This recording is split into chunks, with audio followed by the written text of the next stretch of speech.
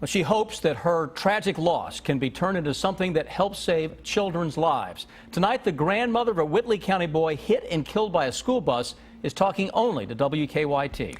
Investigators say 10-year-old Jonathan Chatham died in March, moments after he stepped off his school bus near his home.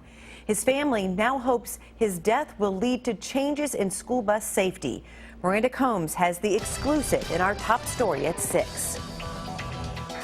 This is where he waited for the bus every morning. There are markers, some traditional and steadfast. My ex-husband came out here and covered up the black marks. And some that will fade with time. Very hard to deal with the first few weeks. Each, though, is a reminder.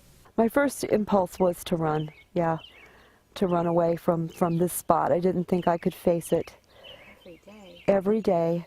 And it actually, I think it has made us stronger.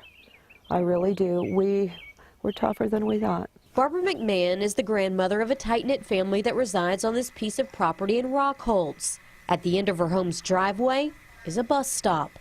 And the horror of watching it happen, being unable to get across that road and stop it, that had to be a total nightmare for my son. He was on the other side of this barbed wire fence when his children's bus rolled to a stop on a March Monday afternoon. I mean, this poor boy literally watched his son die. He watched the light in his eyes go out. 10-year-old Jonathan Chatham was the last to step off the bus. You have maybe 2 feet. It looks like the back of the bus is here and the edge of the road is right here. So that's the amount of space he had to get off the bus. Police say it appeared Jonathan cleared the bus, then somehow went into this ditch, then came back under the bus. Well, I don't know if we'll ever know the exact answer. But McMahon says that explanation doesn't fit with what her son witnessed. He told her something must have brushed Jonathan because he spun around and ended up under the bus. He was laying on the road with his arms out. His binder was on this side, his jacket was on that side. McMahon and her family have analyzed the tragedy. He was already gone. For more than 2 months now. Very hard to deal with. She says they don't blame the bus driver, but do question a driver's ability to see children at the bottom of the bus steps. There's either not a mirror that sees there to notice that the kids are there, or perhaps there should be a camera monitoring that area. She wants a better understanding of how this could have happened. It should not have happened. A tangible reason when there's little understanding of why it was Jonathan. He was 10, but he could talk with you on subjects like he was 30.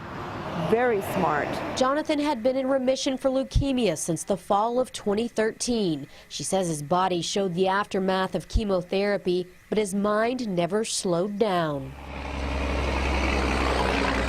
Massive amount of traffic today.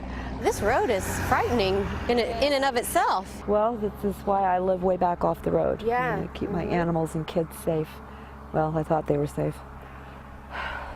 His cousins and siblings still meet here every school morning and again every afternoon.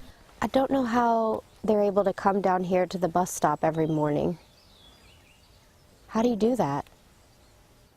Faith and strength in the Lord, that the Lord is with you. We know Jonathan's in a better place. The bus doesn't stop on this side of the road anymore. It waits and stops at McMahon's driveway. A respectful and safe change of course for a boy whose journey ended here. And I've reached out to the Whitley County School Board multiple times to get an update on this investigation, but they have not returned my calls. It's just heartbreaking. And police have said all along this is just a terrible tragedy. And Jonathan's grandmother, she agrees with that? She agrees, and she readily admits she's never sat in a bus driver's seat to see what you can see at the bottom of the steps, but she hopes this will start a conversation and maybe something to look into the future, and we'll be looking into it as well. It's so hard for her family to be there and see that cross and know what happened day after day. Every single day. Yeah. Thank you, Miranda.